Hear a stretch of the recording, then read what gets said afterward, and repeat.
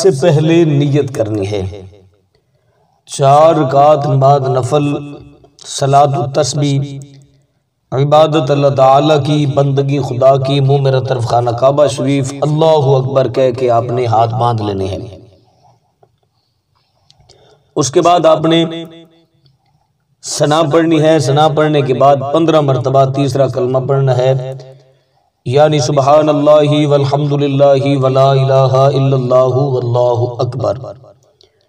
اس کے بعد آپ نے سورۃ فاتحہ شریف پڑھنی ہے۔ سورۃ فاتحہ شریف پڑھنے کے بعد آپ نے جو بھی سورت آپ کو آتی ہے آپ نے وہ والی سورت پڑھ لینی ہے۔ اس کے بعد آپ نے پھر 10 مرتبہ تیسرا کلمہ پڑھنا ہے، یعنی سبحان اللہ والحمد للہ ولا الہ الا اللہ واللہ اکبر۔ 10 مرتبہ تیسرا کلمہ پڑھنے کے بعد آپ نے رکوع میں چلے جانا ہے۔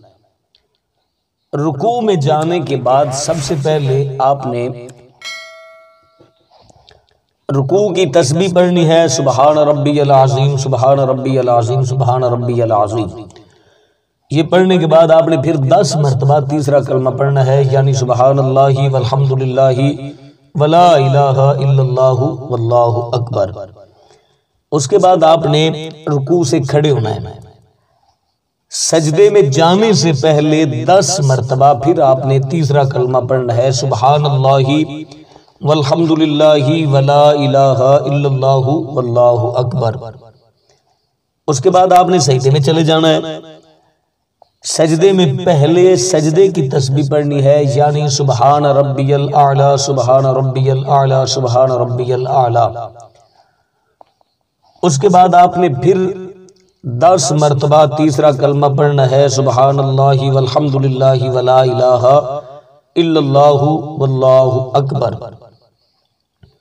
پھر اس کے بعد آپ نے سجدے سے اٹھنا ہے اور دونوں سجدوں کے درمیان بیٹھنے کو جلسہ کہتے ہیں۔